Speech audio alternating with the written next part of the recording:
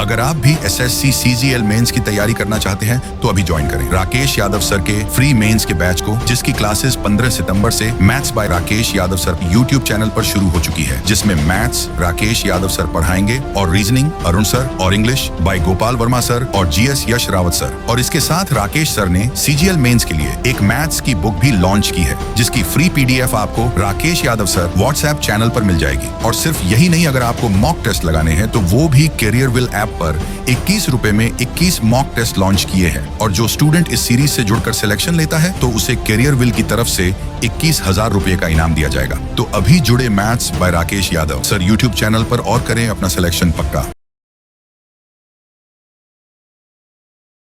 नमस्कार प्यारे साथियों, चलिए इस मेंस की सीरीज को आगे बढ़ाते हैं और आज इकोनॉमिक्स के पार्ट 2 को देखते हैं, लेक्चर नंबर 2 को देखते हैं। जानेंगे कुछ महत्वपूर्ण प्रश्नों के बारे में और उससे संबंधित कुछ फैक्ट्स के बारे में। देखिए, मेंस की सीरीज की अगर मैं बात करूं, यहाँ पर अगर कोई ऐसा बच्चा है जो मेंस की प्रिपरेशन कर रहा है और वो सारी चीजें लिख रहा है, तो भाई नैया थोड़ी सी गड़बड़ चल रही है। क्यों? क्योंकि अगर आप मेंस की प्रिपरेशन कर रहे हो तो आपको सारी चीजें लिखने की जरूरत नहीं है। वहीं अगर कोई प्री का बच्चा है वो लिख रहा है वो तो चलेगा।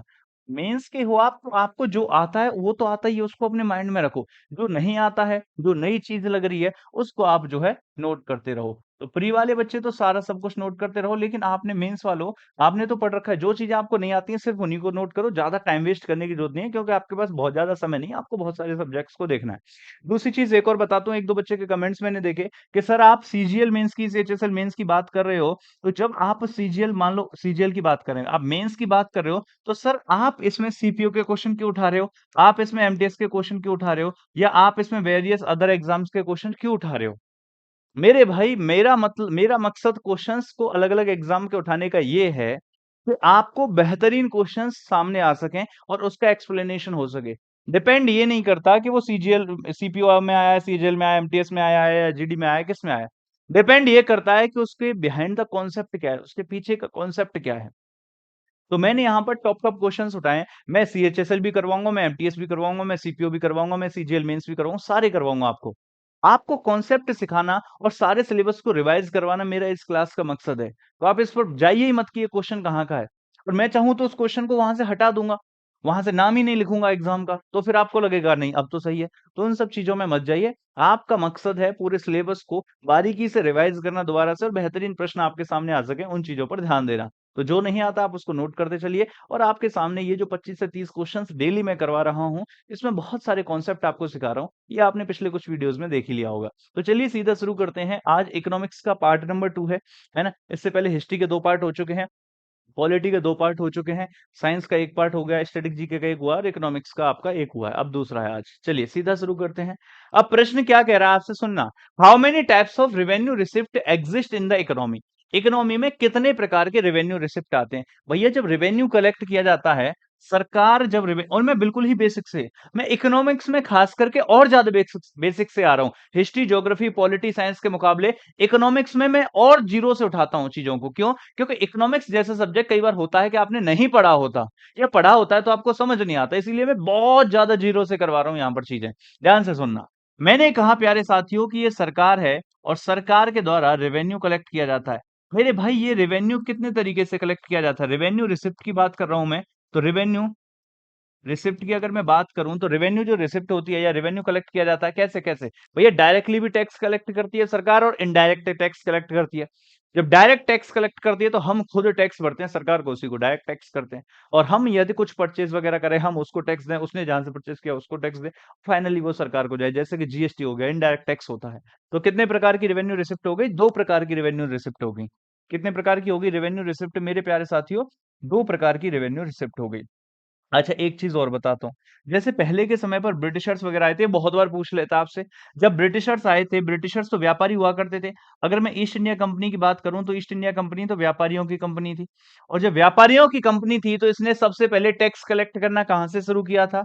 मेरे भाई, टैक्स कलेक्ट करना बंगाल वाले रीजन से शुरू किया था। और बंगाल में भी कौन-सा क्षेत्र हुआ करता था? बंगाल, बिहार और उड़ीसा का। कौन-सा क्षेत्र हुआ करता था? बंगाल वाला रीजन, बिहार वाला रीजन और उड़ीसा वाला जो रीजन था, वहां से बेसिकली ब्रिटिशर्स टैक्स कलेक्ट करते थे। इनको कहा जाता था बंगाल, बिहार, उड़ीसा के दीवानी राइट्स।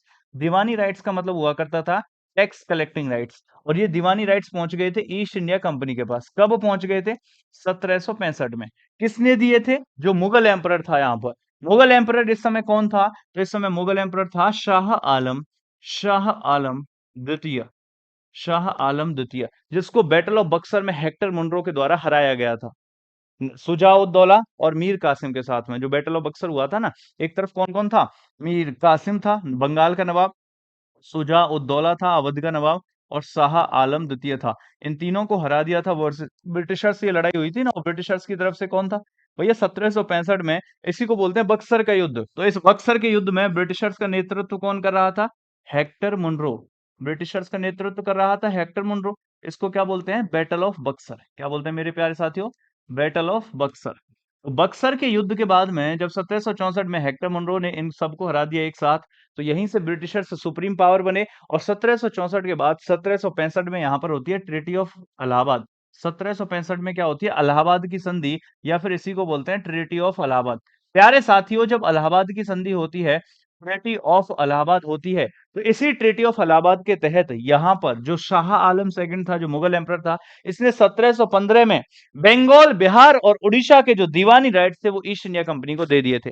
और जब बंगाल, बिहार और उड़ीसा के दीवानी राइट्स ईस्ट इंडिया कंपनी को दे दिए थे, यहाँ पर टैक्स कलेक्ट करने लग गए थे ब्रिटिशर्स। लेकिन इन ब्रिटिशर्स को काफी समस्या आ रही थी टैक्स कलेक्ट करने में। तो मैं ये बता रहा हूँ कि ब्रिटिशर्स ने सबसे पहला जो एक्सपेरिमेंट किया था टैक्स कलेक्शन में, वो क्या था?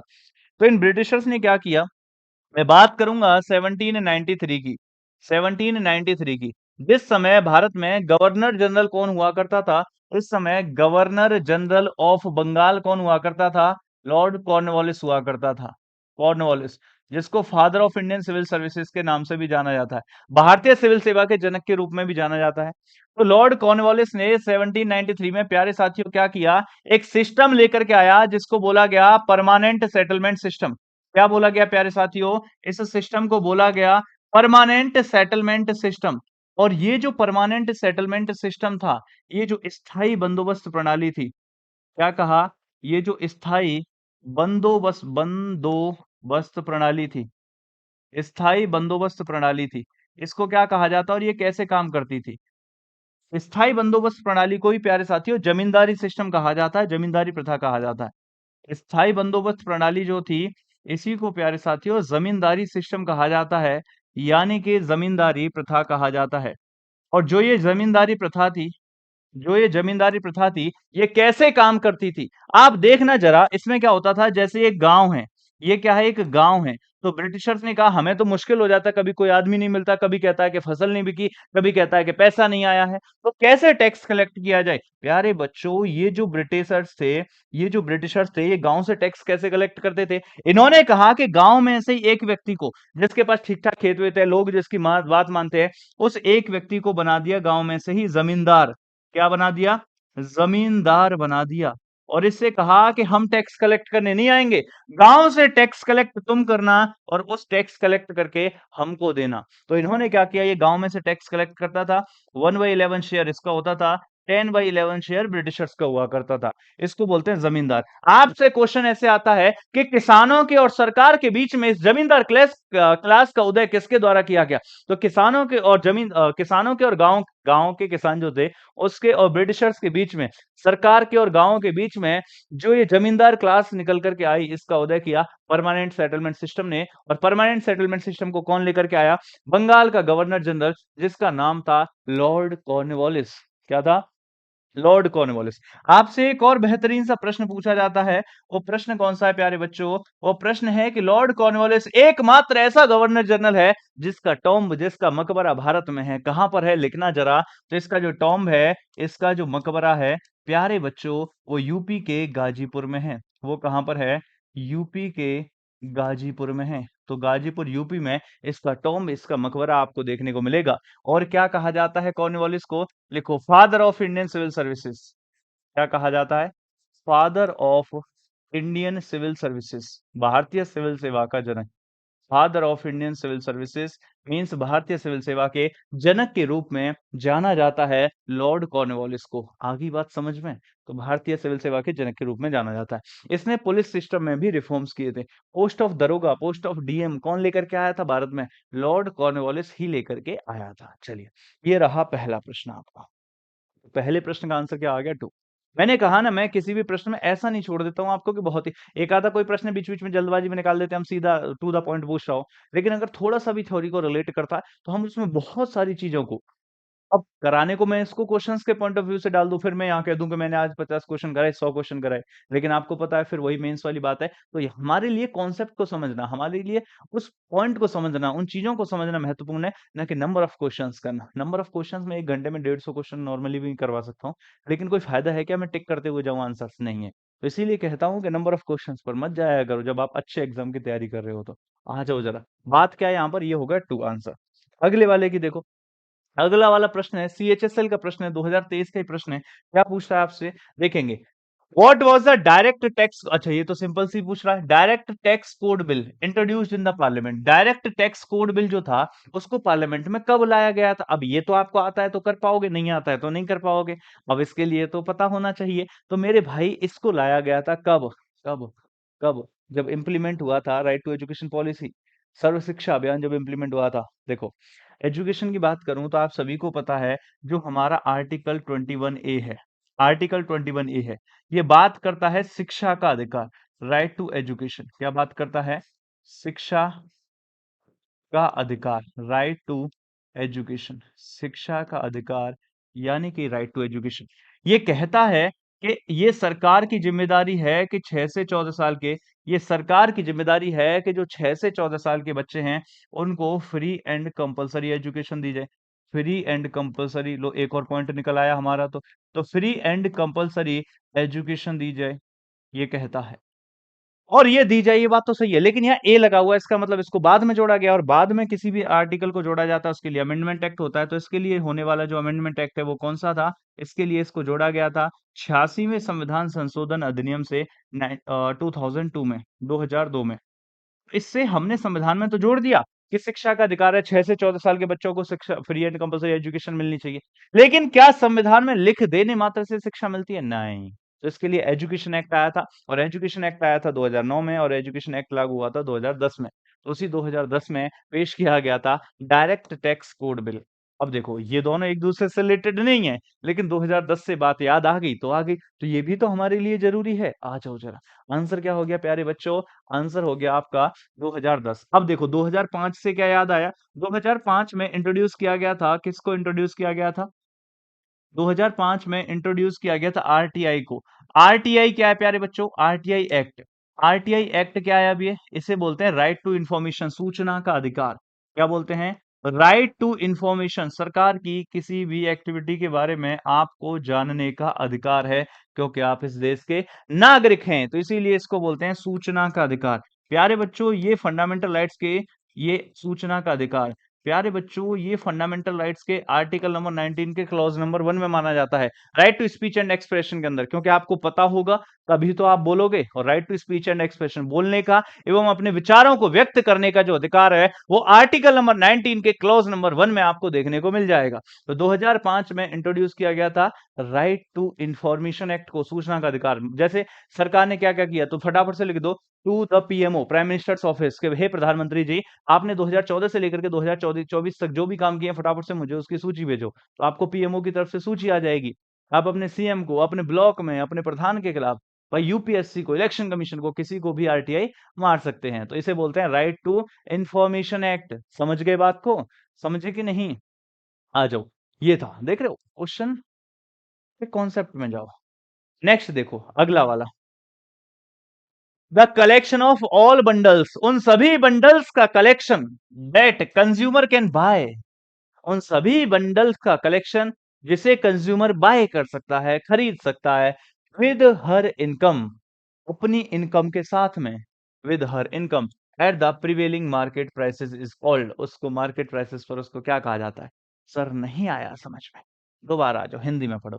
उन सभी बंडलों का संग्रह जिन्हें उपभोक्ता अपनी आय से प्रचलित बाजार कीमतों पर, अपनी आय से कमाए गए पैसे से प्रचलित बाजार में चलने वाली कीमतों पर खरीद सकता है, उसे पूरे को क्या कहा जाता है? अरे उस पूरे को ही तो बजट सेट कहा जाता है, जिसकी जो आय है उस हिसाब से वो अपने जो सामान है उसको खरीद सकता है, बंडल उस सेट, अब वो उसका सेट जिन सारे सामानों को खरीद सकता है, उन सभी सामानों का जो बंडल है, उस सेट है, उसको सबको मिला करके क्या कहलाता है? यही तो बजट सेट कहलाता है। लोग अपना-अपना बजट सेट करते हैं, है ना? लोग अपना-अपना बजट सेट करते हैं, तो इस यही बजट सेट कहलाता है। बाकी बजट किसे कहा जाता है, ये आप अच्छे से जानते हो, शायद मैंने पिछली क्लास में बताया भी होगा, हल्का-सा बताता हूँ। जैसे मान लीजिए आप पढ़ते हो, आपके 8,000 रुपए आते हैं, तो आपने बजट बना रखा होगा ना कि 3,000 रुपए मेरे हॉस्टल के जाएँगे, 3,000 रुपए मेरे खाने के जाएँगे, 1,000 दूध-वूध ले आएँगे, कभी मैगी या किसी को चॉकलेट जो देनी पड़ जाए तो वो दे देंगे, है ना? और बचे हुए 1,000 के साथ कोई नाइंसाफ़ी नहीं होगी, सुल्फ़ा, सुट्टा, बीड़ी, चरस, गांजा, अफ़ीम, पेपर सब उसमें दारू सब उसमें जाएँगे, ठीक है ना? ये बहुत ज़रूरी है भाई जीवन में, है ना? इसके बिना तो आजकल युवाओं की चलती नहीं है। सब दबा के तुम देखो ज़रा, है ना? आजकल ख़ास करके शहरों का माहौल इस कदर ख़राब हो चुका है ना, कभी बाहर निकलने का मन तक नहीं करता भाई। ये सारी चीज़ें बस रहने दो। नशीले पदार्थों के बिना ऐसा लगता है आज का जो युवा है ना, उसको लगता है बिना नशा किए तो ज़िंदगी है ही नहीं। पता नहीं कौन-सी ये जो सोच है जी, ये घुस चुकी है आज के युवा के दिल में। ख़ैर मेरा तो बुढ़ापा आ गया, छोड़ो कुछ नहीं रखा इस सब में। आंसर करो, आंसर हो गया आपका ऑप्शन नंबर ए। अच्छा बजट बता रहा था मैं। हाँ, तो अपना-अपना बजट सेट करते हो ना तुम, सेम उसी प्रकार से सरकार भी सेट करती है। सरकार ने पिछले फाइनेंशियल ईयर कब से कब तक होता है? 1 अप्रैल से शुरू होता है, 1 अप्रैल से लेकर के 31 मार्च तक।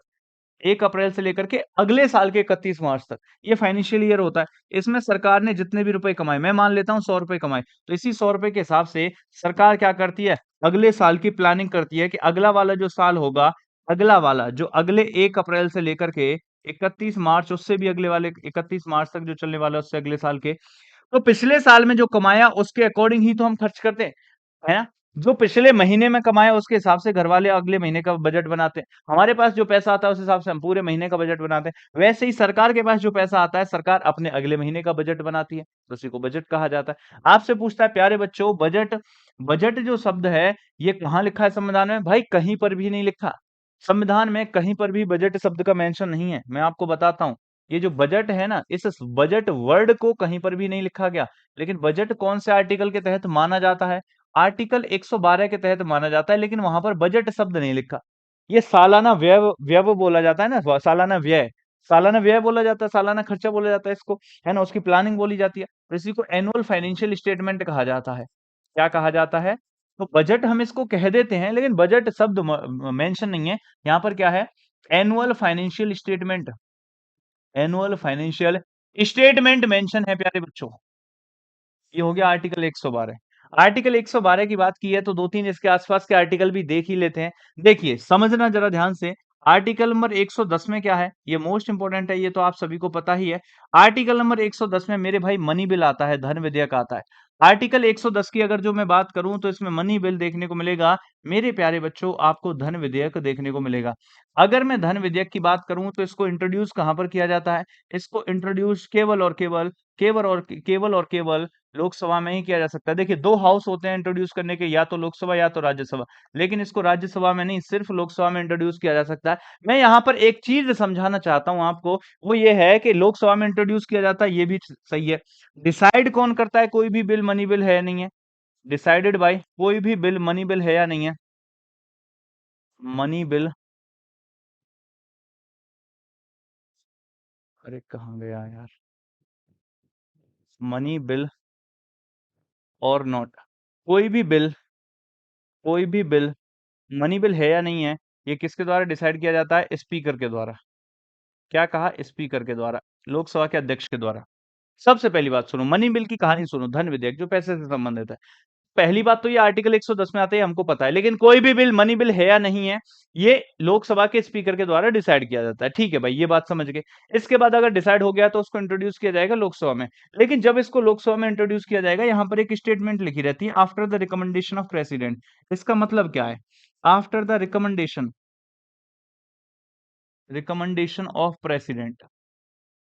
ऑफ प्रेसिडेंट, इसका मतलब क्या है? जो लिखा रहता है वो ये लिखा रहता है, मैं आपको बता देता हूँ, वो ये लिखा रहता है राष्ट्रपति की सिफारिश के बाद। लेकिन राष्ट्रपति की सिफारिश के बाद का मतलब क्या होता है? एग्ज़ैक्टली मीनिंग क्या होता है इसका, क्या आप लोग जानते हैं?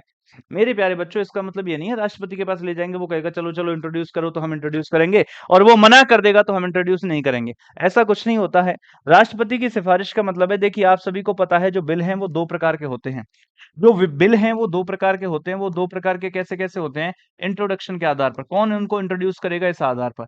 मेरे प्यारे बच्चों, अगर उन बिल को इंट्रोड्यूस करता है कोई मिनिस्टर, अगर उन बिल को कोई भी मिनिस्टर किसी मिनिस्टर के द्वारा इंट्रोड्यूस किए जाते हैं, तो उनको गवर्नमेंट बिल यानी सरकारी विधेयक कहा जाता है।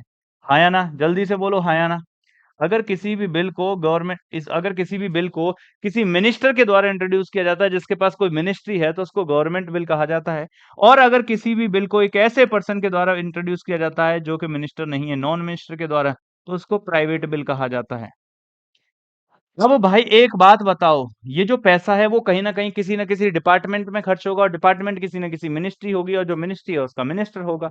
इसका मतलब है जो मनी बिल है इसको सिर्फ़ एंड सिर्फ़ कौन ला सकता है? एक मिनिस्टर ही लेकर के आ सकता है। क्या कहा? जो मनी बिल है इसको सिर्फ़ एंड सिर्फ़ एक मिनिस्टर ही ला सकता है। इसका मतलब है मनी बिल हमेशा एक गवर्नमेंट बिल होगा, और गवर्नमेंट बिल है तो इसके पास होने के चांसेस ज़्यादा हो जाते हैं। इसी को बोलते हैं after the recommendation of president. After the recommendation of president का एक्चुअल मीनिंग होता है कि ये बिल हमेशा ही आपका गवर्नमेंट बिल होगा, एक मिनिस्टर के द्वारा ही इंट्रोड्यूस किया जाएगा, इसको नॉन मिनिस्टर इंट्रोड्यूस नहीं करेगा। ये इसकी रियलिटी होती है। बताओ बात आई समझ में या नहीं आई? बताओ फटाफट से, बात आई समझ में या नहीं आई? आ गई बात समझ में? आ गई है प्यारे बच्चों, प्यारे साथियों, बात समझ में? बहुत बढ़िया। तो इसी को बोलते हैं आर्टिकल 10, ये बात समझानी थी।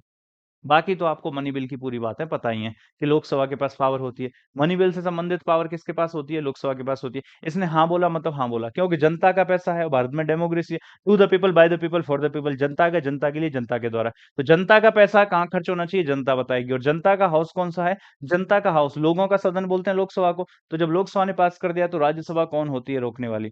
इसीलिए जब लोकसभा पास कर देती है तो राज्यसभा के पास सिर्फ 14 दिन का समय होता है। 14 दिन में अगर वो पास करे तो अच्छा, फेल तो वो कर ही नहीं सकती। रिकमेंडेशन दे, उनको माने लोकसभा तो अच्छा, नहीं माने तो भी अच्छा, कोई दिक्कत वाली बात नहीं है, ठीक है ना? तो इसी को बोला जाता है मनी बिल। इसके साथ साथ प्यारे बच्चों, अगर हम बात करें थोड़ी सी और आगे पीछे के आर्टिकल्स की, तो आप देखेंगे आर्टिकल नंबर 111 में क्या होता है। अगर मैं आर्टिकल 110 के बाद 112 हो गया, 110 हो गया, आर्टिकल 111 की मैं बात करूं, तो 111 में राष्ट्रपति की वीटो पावर दी गई है। जो हमारे प्रेसिडेंट साहब हैं, प्रेसिडेंट की जो वीटो पावर्स हैं वो दी गई हैं, वीटो पावर्स। प्रेसिडेंट की जो वीटो पावर है, वीटो शक्तियाँ है, वो दी गई हैं। वीटो माने होता है रोकना, फॉरबिड करना, ठीक है ना? तो इसी को बोलता है। कौन-कौन सी वीटो हो जाती है? एक तो एब्सोल्यूट वीटो हो जाती है, सस्पेंसिव वीटो हो जाती है, पॉकेट वीटो हो जाती है, ठीक है ना? एब्सोल्यूट वीटो, सस्पेंसिव वीटो और पॉकेट वीटो। अगर हम बात करें इन वीटो पावर्स की, तो ये सारी की सारी आपका राष्ट्रपति की जो वीटो पावर्स हैं, ये आर्टिकल नंबर 111 में दी गई हैं। चलिए,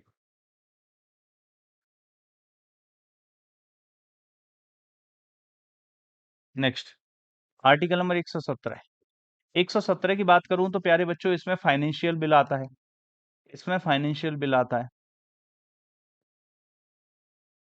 वित्त विधेयक, ठीक है ना? बिल बिल ही खत्म हो गए अब यहाँ से। बजट वर्ड आया तो लो बिल ही खत्म हो गए। अगर मैं बात करूँ, 3 तो यही हो गए, और चौथा बिल और होता है आर्टिकल 368 में। क्या होता है? कॉन्स्टिट्यूशनल अमेंडमेंट बिल, संविधान संशोधन विधेयक। कॉन्स्टिट्यूशनल अमेंडमेंट बिल क्या होता है प्यारे बच्चों? Constitutional constitutional amendment, constitutional amendment bill, संविधान संशोधन विधेयक। कौन सा होता है? संविधान संविधान संशोधन संविधान संशोधन विधेयक इसको कहा जाता है। कॉन्स्टिट्यूशनल अमेंडमेंट बिल इसको कहा जाता है। जो संविधान को चेंज करने से संबंधित है वो आर्टिकल नंबर 368 में आपको देखने को मिलता है। और आर्टिकल 368 क्या कहता है कि संविधान को चेंज कौन करेगा? तो संविधान को चेंज करने की जो पावर है वो किसके पास है? वो आपका पार्लियामेंट के पास है, वो आपका संसद के पास है, ये आपको देखने को मिलेगा। बहुत बढ़िया भाई। चलिए आगे चलते हैं।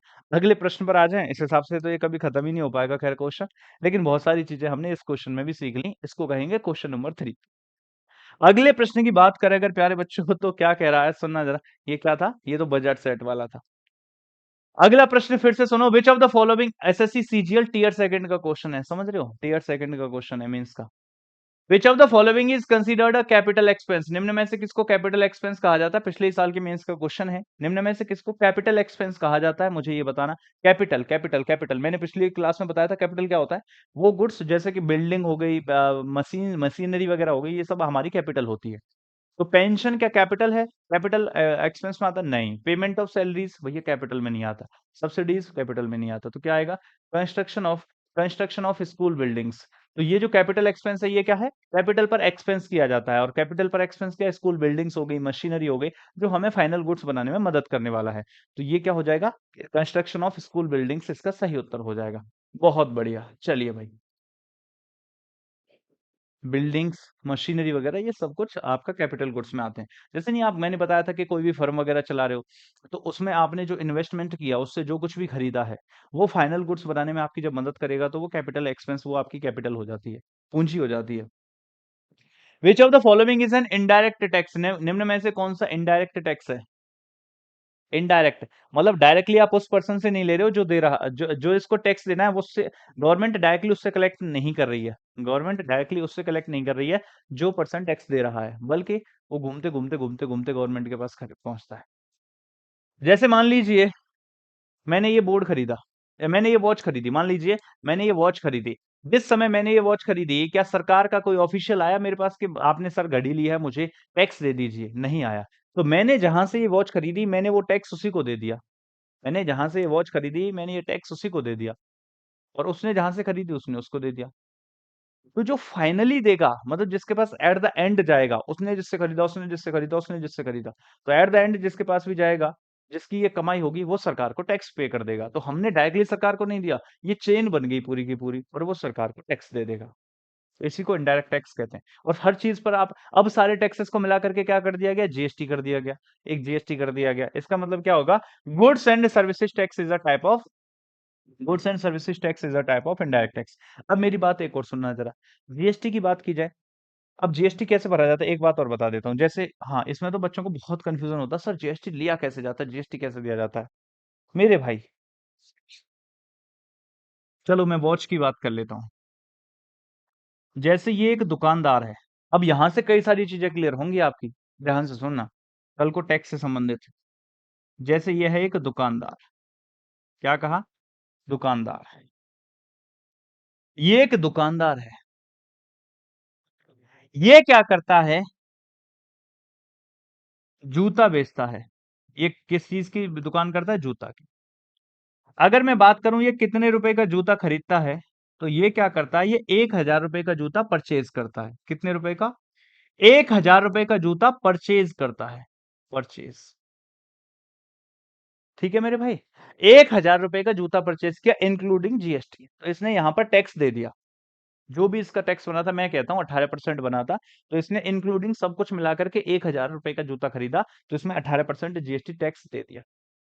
अब इसने उस जूते को 1,000 में जो टोटल कॉस्ट पड़ी थी, इसको जो टोटल कॉस्ट पड़ी थी वो 1,000 रुपए पड़ी थी।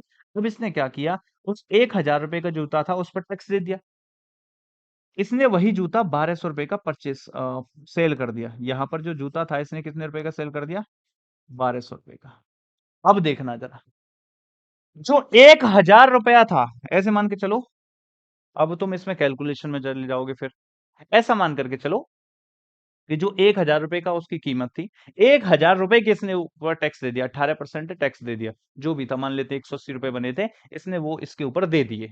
180 रुपए के आसपास जो बने थे वो दे दिए, ऐसा मान के चलो, कैलकुलेशन इजी हो जाएगी। तो इसने जो 1,000 रुपए का सामान खरीदा, इसके ऊपर क्या किया? बिल जब बना तो 1,000 रुपए, 1,000 रुपए प्लस ऑफ 18% टैक्स, ये वहां पर टोटल 1,1180 रुपए पे करके आ गया। ठीक है भैया। जब इसने ये सामान बेचा, तो इसने क्या किया? 1,200 का बेचा। और इसने सामने वाले से कितने ले दिए? 1,200 रुपए ले दिए, प्लस 18% क्या ले दिया? टैक्स ले दिया। अब मेरी बात सुना जरा।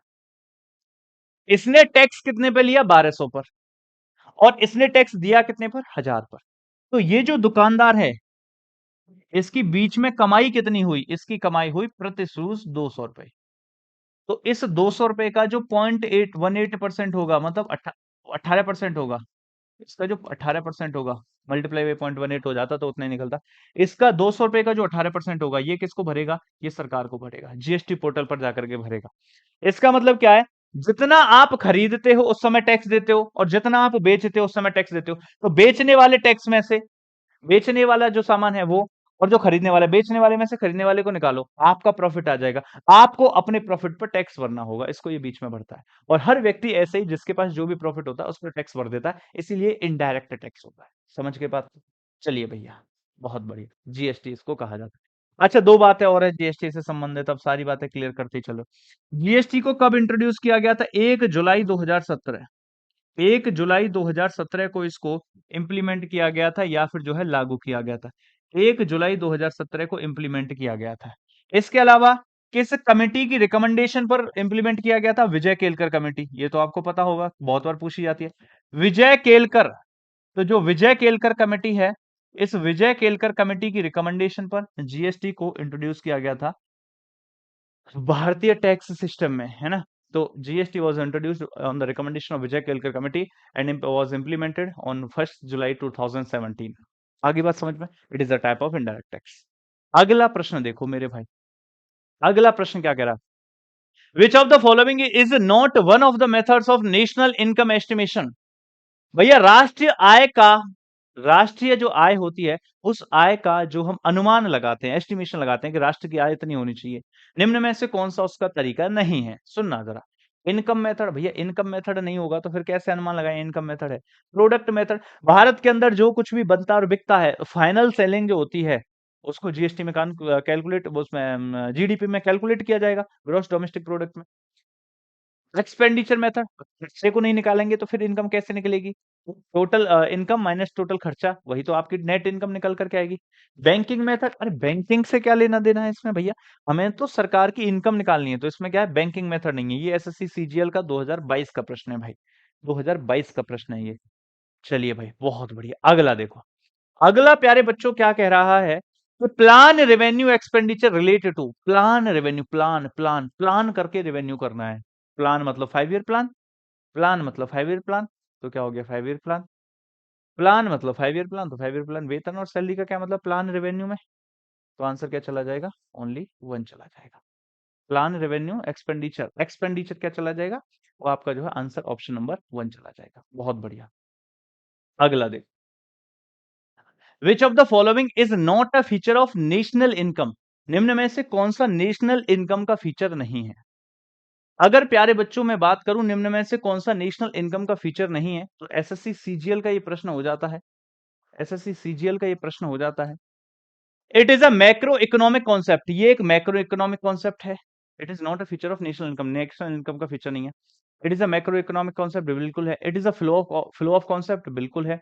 It is always expressed with the reference to the financial year. भैया एक बात बताओ, नेशनल इनकम फाइनेंशियल ईयर में ही तो कैलकुलेट की जाती है, 1 अप्रैल से लेकर के 31 मार्च तक। It is included only intermediate goods, intermediate goods, अरे भाई रॉ मटेरियल, रॉ मटेरियल से ये फाइनल गुड्स, रॉ से लेकर के फाइनल तक जाएगा वो इंटरमीडिएट। भाई इंटरमीडिएट गुड्स आते हैं इसमें या फाइनल गुड्स आते हैं? भाई जीडीपी में क्या कैलकुलेट किया जाता है? जीडीपी में तो फाइनल गुड्स को कैलकुलेट किया जाता है, और क्योंकि जीडीपी में फाइनल गुड्स को कैलकुलेट किया जाता है, इंटरमीडिएट गुड्स की जगह यहाँ पर क्या आएगा मेरे प्यारे बच्चों? यहाँ पर आपका फाइनल गुड्स आएगा। मेरे प्यारे बच्चों, यहाँ पर आपका फाइनल गुड्स आएगा। It is included only in the intermediate goods, ये गलत हो गया। यहाँ पर फाइनल गुड्स में कैलकुलेट किया जाता है जीडीपी को। नेक्स्ट देखेंगे, अगला वाला क्या है?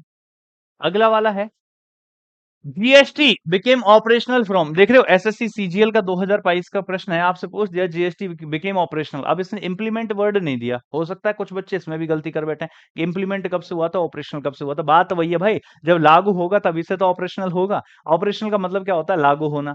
तो जीएसटी कब इंप्लीमेंट हुआ था, कब लागू हुआ था? 1 जुलाई 2017। अभी अभी कब कह रहे थे ना, अभी अभी तो पढ़ा था हमने, कब लागू हुआ था? जस्ट अभी तो पढ़ा था कि जीएसटी को 1 जुलाई 2017 को इंप्लीमेंट किया गया था, लागू किया गया था। और विजय केलकर समिति, ये कौन सी समिति है?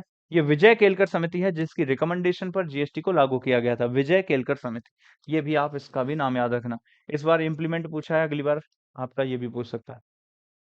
अगला वाला है प्यारे बच्चों, when expenditure exceeds revenue the budget is set to be. आई नहीं बात समझ में। व्हेन एक्सपेंडिचर एक्सीड्स रेवेन्यू, कोई बात नहीं, नहीं आई तो समझ में। देखिए, सरकार काम कैसे करती है? सरकार काम ऐसे करती है, सरकार जनता से टैक्स कलेक्ट करती है। क्या कहा? सरकार जनता से टैक्स कलेक्ट करती है, और सरकार जो टैक्स कलेक्ट करती है उसको कहा जाता है रेवेन्यू। क्या कहा जाता है? रेवेन्यू। इसका मतलब सरकार की जो कमाई है वो रेवेन्यू कहलाती है। सरकार की जो कमाई है वही तो रेवेन्यू कहलाती है। ठीक है, हमने रेवेन्यू कलेक्ट कर लिया। तो सरकार की मान लेते हैं प्यारे बच्चों, जो कमाई हुई वो हो गई 100 रुपए। इसने क्या कहा? व्हेन एक्सपेंडिचर एक्सीड्स, और जो खर्चा करेगी इस रेवेन्यू में से, अब क्या होगा? अब होगा इसमें से खर्चा। और ये कह रहा है कि खर्चा क्या हो गया? ज्यादा हो गया। कमाई 100 रुपए हो गई, खर्चा हो गया ज्यादा, खर्चा हो गया 120 रुपए। कमाई हुई 100 रुपए, खर्चा हो गया ज्यादा। मान लो सेविंग वेविंग सब खत्म चली गई, इस महीने जो कमाई थी उससे ज्यादा खर्चा आपने इस महीने कर दिया। तो फिर क्या करते हो? मंथ एंड में मैगी बना के खाते नहीं खाते थे? खास करके स्टूडेंट लाइफ में भैया हमने भी बहुत खिचड़ी बना बना के खाई है। स्टूडेंट देखिए ना, राजा होता है राजा, 1 तारीख से लेकर के और कम से कम 7-8 तारीख तक एक जो बच्चा होता है ना स्टूडेंट, खास करके मैं लड़कों की बात कर रहा हूँ। लड़कियां तो बच्चा बचा के रखती हैं अपना पैसा, है ना, कभी कहीं रख देंगी 500 रुपए, कहीं और रख देंगी, 500 रुपए किसी को दे रखे हैं वहां से आने हैं। अब लड़कों के साथ बड़ी समस्या है। ये 1 तारीख से लेके 5 तारीख, 6-7 तारीख, 7-8 तारीख तक ये होते हैं एकदम राजा, नवाबों वाले शौक एकदम। कहाँ कितना पैसा खर्च करना है, क्या चाहिए? एफिल टावर को खरीदना है, खरीद देते हैं अगले महीने। कुछ इस बार का पैसा बचेगा, कुछ अगले महीने आएगा, अगले महीने एफिल टावर खरीद देंगे, क्या हो गया? तो 1 तारीख से 7 तारीख तक नवाबों वाली जिंदगी जीते हैं। खाना क्या बनाना? खाना अगर मान लो रूम लेकर के रह रहे हैं, खाना खाना बनाना किसे कहते हैं? घर बनाओगे? पागल हो गए हो? ये सब कुछ चलेगा 7-8 तारीख। 7-8 तारीख में जब लगेगा कि बजट गड़बड़ा गया, भैया पैसा कम थोड़ा सा ही बचा है, तो जैसे तैसे करके मिल करके खाना बना लेंगे, खा लेंगे। 15-16 तारीख खींचते खांचते 20 तारीख आ जाएगी। और जिस दिन 20 तारीख आ जाती है, सच बताता हूँ भाई मैं, और मैं अपने साथ होने वाली भी, और हम सब जो है स्टूडेंट होते हैं जो खास करके लड़के, उनके साथ जो होता है वो ये है कि 20 तारीख के बाद में फिर कहता भाई पैसा वो क्या होता है? हमारे पास तो नजर नहीं आ रहा किसी के पास भी, तो पैसा देखे बहुत दिन हो गए, क्या करें, जो घर में है वही बना लेते हैं। अपने घर का राशन खत्म तो दोस्त के रूम का खत्म कर दो, तीसरे के रूम का खत्म कर दो। भाई कहीं का आटा खत्म तो कहीं के चावल खत्म, तो कहीं पे मिर्ची खत्म, धनिया खत्म, और ऐसे करके भैया जिंदगी कट रही होती है। अच्छा, दूसरी चीज आती है, मान लो कि स्टार्ट महीने की स्टार्टिंग में किसी दोस्त ने तुमसे 500 रुपए, 1000 रुपए ले ही लिए थे, तुम्हें लगता है कि कोई दोस्त लौटा देगा? इतने शरीफ नहीं होते, और वो भी लड़के लड़के के पैसे लौटा देंगे? ना ना ना, कैसी बात कर रहे हो? आपत्तिजनक बातें कर रहे हो, है ना?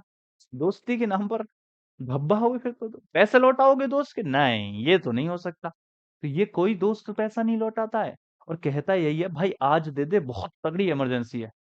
हो सकता है किसी को चॉकलेट देनी हो, लेकिन कहता क्या है कि भाई आज पैसा दे दे, बहुत तगड़ी इमरजेंसी है। बट वो पैसा कभी फिर वापस नहीं आता। वहीं लड़कियों का सीन कुछ अलग है। तो हम वही कह रहे थे कि खर्चा ज्यादा हो गया इस महीने जितना आया था उससे, तो इसको क्या बोलेंगे? इस बार बजट गड़बड़ा गया, घाटे में चले गए, खर्चा ज्यादा हो गया।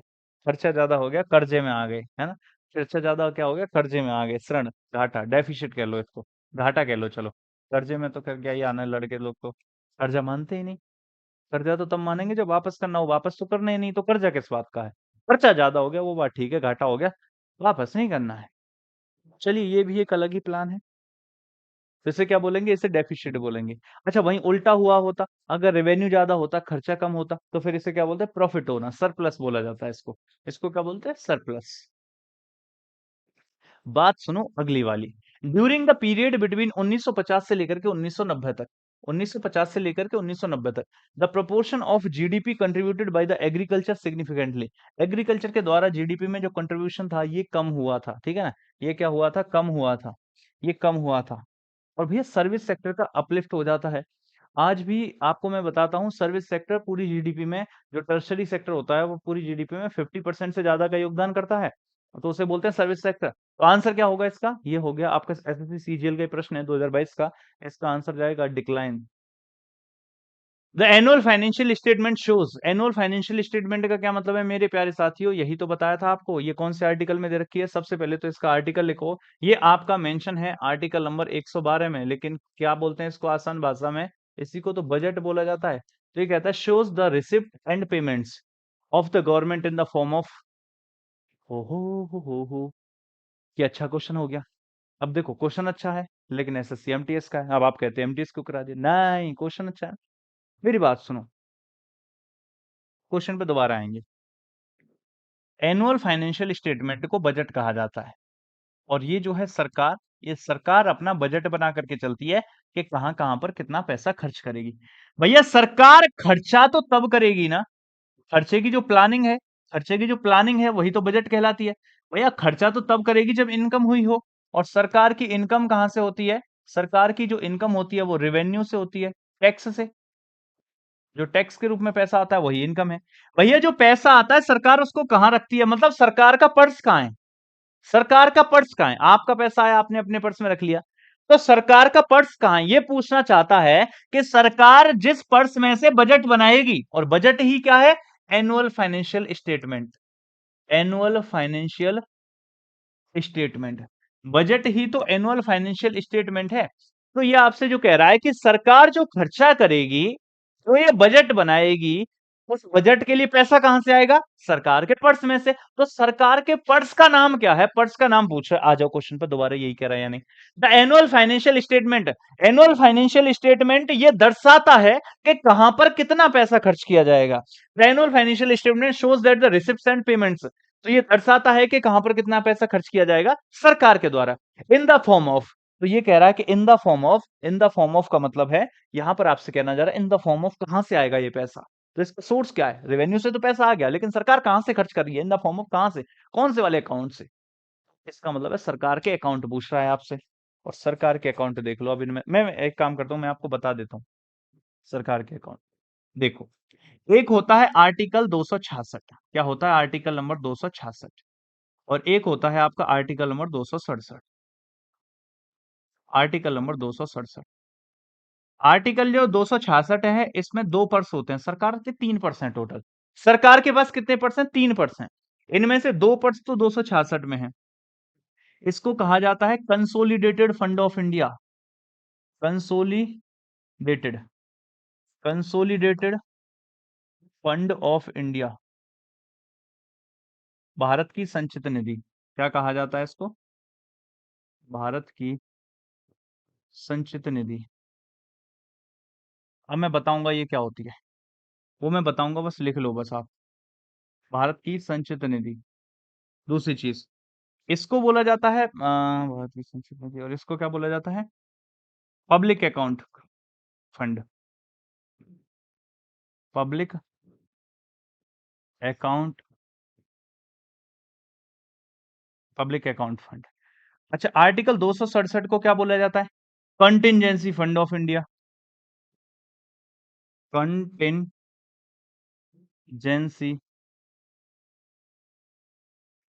फंड ऑफ इंडिया, भारत की आकस्मिक निधि। भारत की आकस्मिक निधि।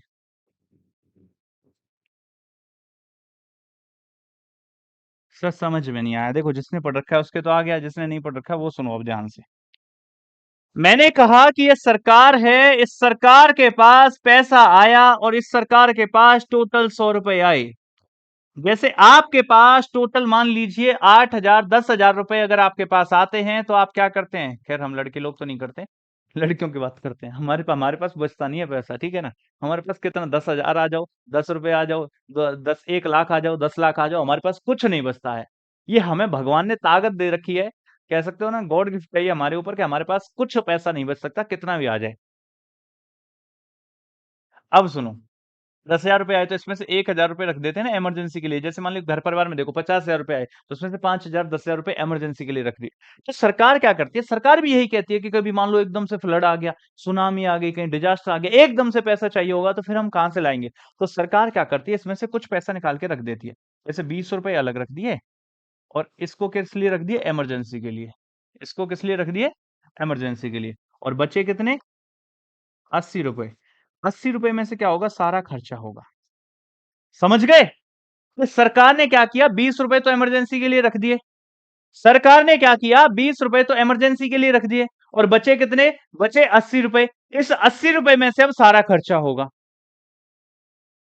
अब सुनो जरा, जो ये इमरजेंसी के लिए रखे, इमरजेंसी में तो पैसा तुरंत चाहिए होता है, इसका मतलब है इसमें से एक कहने पर प्रेसिडेंट पैसा निकाल देगा।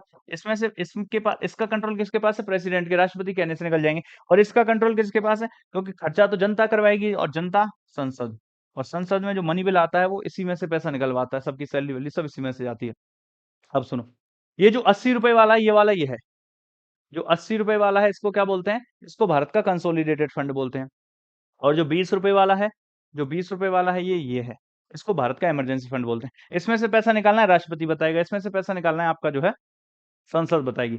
सर फिर ये बीच वाला पब्लिक अकाउंट फंड क्या है? भैया पब्लिक अकाउंट फंड वो है जैसे आपने एफडी कर दी, जैसे आपने कोई एलआईसी ले ली, तो आपका जनता का पैसा जो अकाउंट में सेव है, जनता का पैसा जो अकाउंट में सेव है, सरकार उसको यूज़ तो कर सकती है लेकिन एक फिक्स समय के बाद और इंटरेस्ट के बाद वो वापस करना पड़ेगा। देखिए ये पैसा जो है वो रेवेन्यू के रूप में आया है, तो ये वाला पैसा और ये वाला पैसा सरकार वापस नहीं करेगी, इसको खर्च हो गया। लेकिन ये वाला पैसा वो है जो जनता का अकाउंट में है, सरकार उसे यूज़ कर सकती है, बट एक फिक्स समय के और फिक्स रेवेन्यू के बाद में वो वापस करना पड़ेगा। तो इसको 3 प्रकार के अकाउंट होते हैं। बताओ इसका आंसर कौन-सा होगा? 1 सेकंड में आ गया मैं।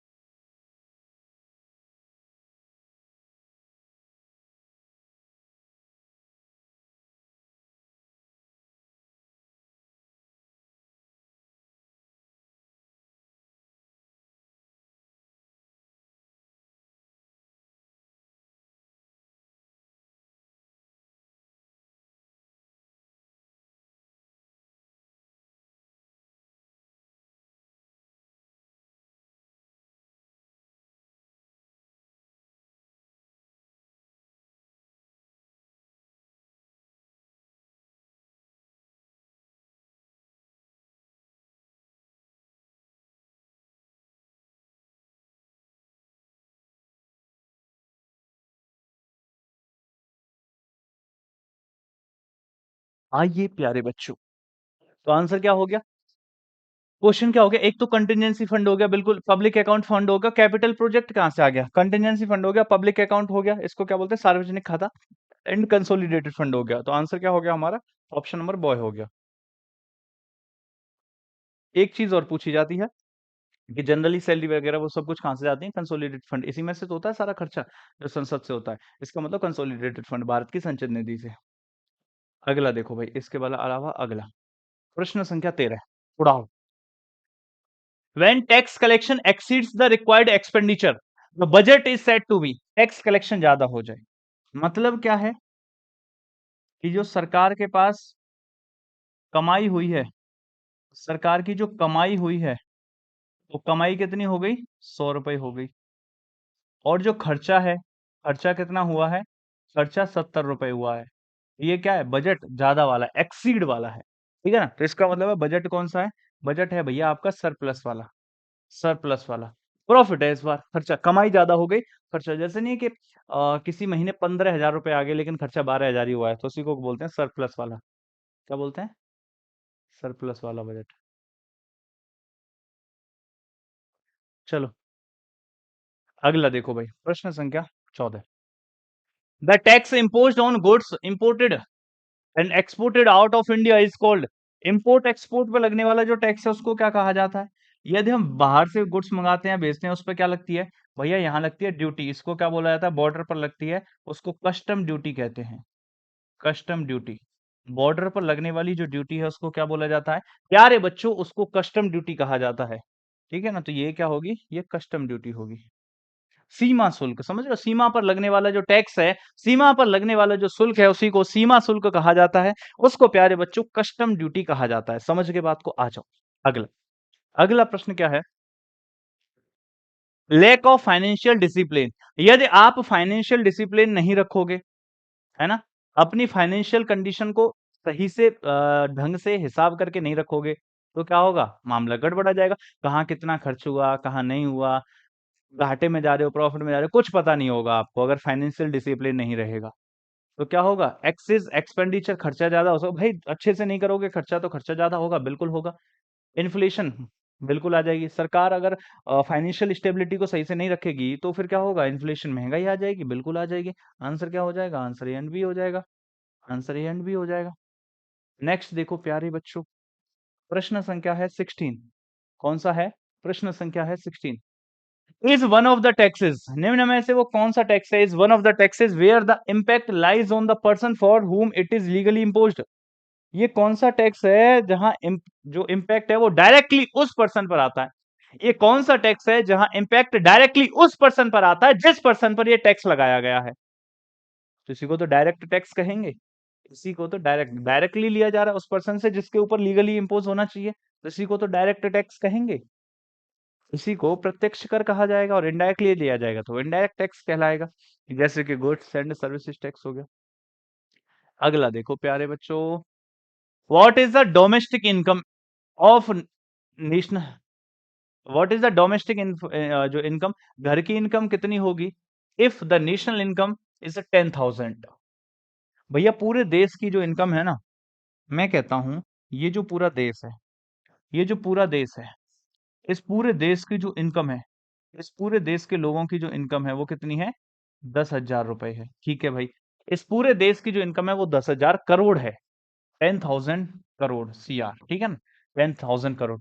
And the net factor income from abroad, जो इसमें विदेश से आई है इसी के अंदर आ गई है, जो विदेश से आई है, विदेश से। अरे विदेशिया बाबू ने भेजी है, विदेशिया बाबू ने जो इनकम भेजी है वो कितनी है?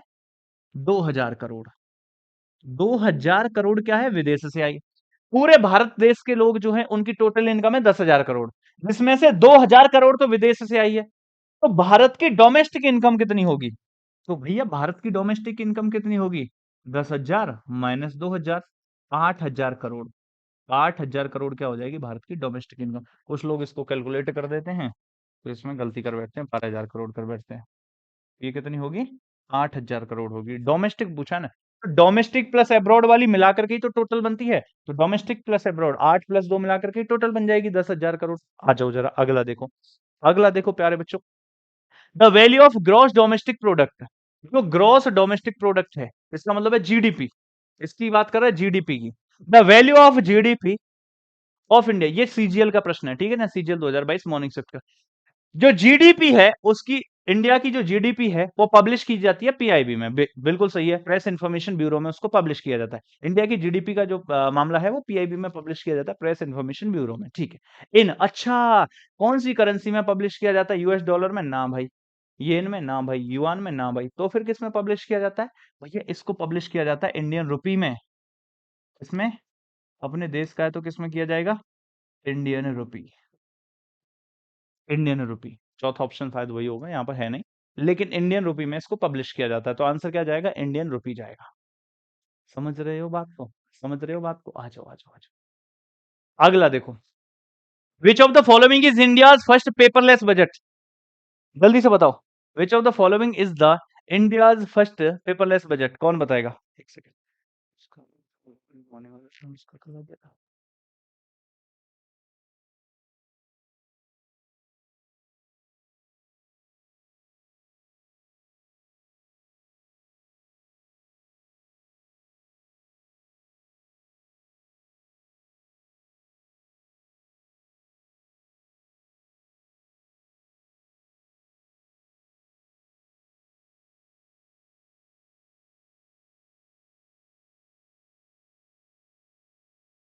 चलिए भाई, अच्छा, इंडियाज फर्स्ट पेपरलेस बजट, और पेपरलेस बजट पेश किसने किया था मेरे भाई? निर्मला सीतारमण जी ने। कौन सा वाला था?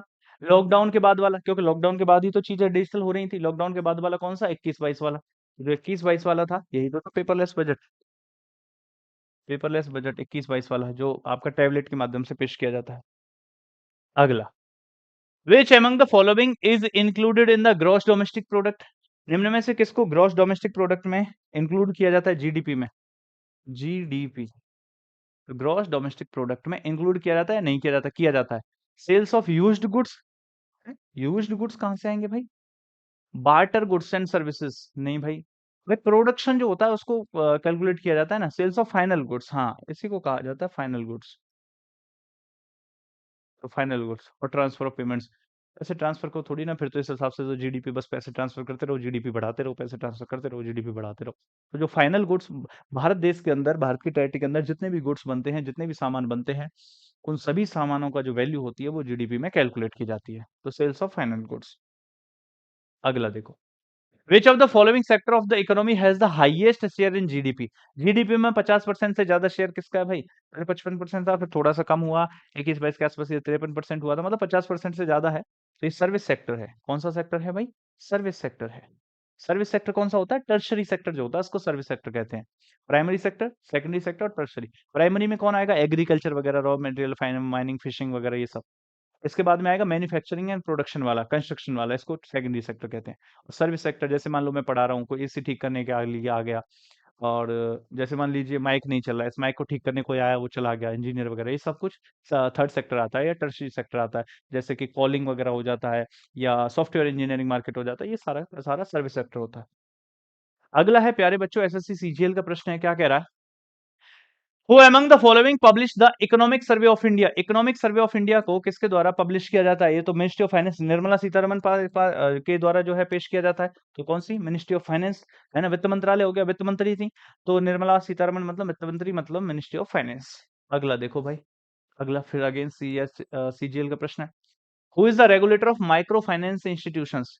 भैया भारत के अंदर जितने भी माइक्रो फाइनेंस इंस्टीट्यूशंस हो जाते हैं, जितने भी छोटे छोटे माइक्रो फाइनेंशियल इंस्टीट्यूशंस हो जाते हैं, इन सबको रेगुलेट करने का काम किसका है? आरबीआई का। That means RBI. आंसर क्या जाएगा प्यारे बच्चों? आरबीआई। तो माइक्रो फाइनेंशियल इंस्टीट्यूशंस को मेंटेन करने का काम भारत में किसका है? आरबीआई का है। समझ गए आप बात को? अगला देखो, विच of the following was established on the recommendation of Hilton young commission? Hilton young आयोग की रिकमेंडेशन पर किसको स्टेब्लिश किया गया था? तो हिल्टन यंग आयोग की रिकमेंडेशन पर स्टेब्लिश किया गया था। एसएससी सीजीएल का फिर से प्रश्न हो गया, 2023 का है, 19/7/2023। किसको? आरबीआई को। किसको? आरबीआई। और आरबीआई की स्थापना कब हुई थी? 1 अप्रैल 1935 को। तो 1 अप्रैल 1935 को आरबीआई की स्थापना यंग हिल्टन आयोग की सिफारिश पर की गई थी। किसकी? यंग हिल्टन आयोग की सिफारिश पर की गई थी। तो ये हो गया आंसर नंबर 24। अगला देखिए मेरे भाई, द सेंट्रल, और लास्ट क्वेश्चन है ये, एसएससी सीजीएल का ये भी भाई। द सेंट्रल बैंक में to discourage credit in the economy, पैसा कम करना है, क्रेडिट को कम करना है। इकोनॉमी में पैसे के, कह सकते हैं ना कि एंट्री को कम करना है, पैसे के क्रेडिट को कम करना है, मतलब पैसे की एंट्री को कम करना है। इकोनॉमी में पैसे की एंट्री कब कम होगी? जब लोगों के पास कम पैसा होगा। और लोगों के पास कम पैसा कब होगा? देखो, जैसे मान लो ये बैंक है और ये भारत के लोग हैं, तो लोगों के पास पैसा कम कब होगा?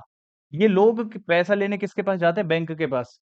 लोन तुम सस्ता कर दो, भाई साहब धड़ल्ले से गाड़ियां निकलने लगेंगी, टीवियां खरीदने, मोबाइल फोन खरीदे जाएंगे, मतलब जो जिसकी नीड नहीं है फिर भी इंसान खरीद लेगा, बोलेगा सस्ते रेट पे मिल रहा था पैसा, कम ब्याज पे। अच्छा, वहीं पर क्या करे?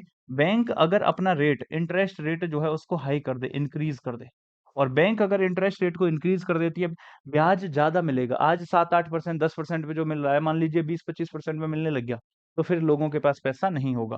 और जब लोगों के पास पैसा नहीं होगा तो फिजूल खर्ची नहीं होगी, और फिजूल खर्ची नहीं होगी तो लोगों के द्वारा इकोनॉमी में जो क्रेडिट किया जा रहा है पैसा, वो क्रेडिट नहीं होगा। मार्केट में जो पैसा आ रहा है वही तो इकोनॉमी में क्रेडिट हो रहा है, वैसा ही नहीं आएगा। जब लोगों के पास पैसा नहीं होगा तो नहीं आएगा, इसलिए बैंक रेट को इंक्रीज करना पड़ेगा। इसका मतलब क्या है? Increase bank rate. अगर बैंक रेट को इंक्रीज किया जाता है तो उससे इकोनॉमी में पैसे की एंट्री कम हो जाएगी, क्रेडिट कम हो जाएगा, और बैंक रेट को डिक्रीज किया जाएगा तो पैसे का क्रेडिट इकोनॉमी में बढ़ जाएगा। तो इन्फ्लेशन को कंट्रोल करने के लिए क्या किया जाता है? बैंक रेट को बढ़ाया जाता है, जिससे लोगों के पास पैसा कम तो डिमांड कम, डिमांड कम तो भैया इन्फ्लेशन कम, और पैसा ज्यादा, डिमांड ज्यादा, डिमांड ज्यादा, तो भैया फिर इन्फ्लेशन आएगा। डिमांड ज्यादा, सप्लाई कम, तो फिर इन्फ्लेशन आएगा, महंगाई आएगी। तो आंसर क्या हो गया भैया? आंसर आपका डी हो गया। समझ गए बात को? ये थे भैया आपके इकोनॉमी के 25 प्रश्न। आशा करता हूँ कि बहुत सारे कॉन्सेप्ट आपके क्लियर हुए होंगे। इसी प्रकार हम आपके साथ जुड़े रहेंगे डेली। आज की क्लास को हम यहीं तक रखते हैं। आप यूं ही हंसते रहें, मुस्कुराते रहें, पढ़ाई करते रहें, अपने लक्ष्य के प्रति ईमानदार रहें, और लर्निंग की हैबिट को हमेशा जीवन में बनाए रखें। Love you all. नमस्कार मेरे प्यारे बच्चों सभी को। मेरी तरफ से आप सभी को ढेर सारा प्यार। भाई रिवीजन वगैरह करते रहो, पढ़ते रहो, और आप अपने लक्ष्य को अवश्य ही पाएंगे, क्योंकि जो ईमानदारी से मेहनत करता है उसको सफलता अवश्य ही मिलती है। सफलता अवश्य ही उसके कदम चूमती है। तो take care, ta-ta, bye bye, नमस्कार, जय हिंद, जय भारत।